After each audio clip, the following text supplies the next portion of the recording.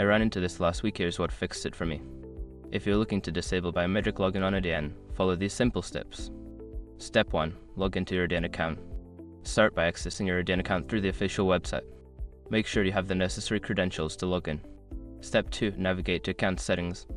Once logged in, go to the accounts section found in the main menu. This is where you can adjust various account preferences. Step 3. Access security settings. In the account settings, look for security or security settings. This section contains all options related to your account's security features, including biometric login. Step 4. Disable biometric login. Find the option for biometric login and toggle it off. This will prevent the use of fingerprint or facial recognition for logging in. Step 5. Save changes. Don't forget to save your changes before exiting the settings. Look for a save or apply button at the bottom of the page. If you miss this step, your changes won't take effect. I hope this helps you manage your Adyen account more comfortably. If you have any questions, feel free to ask.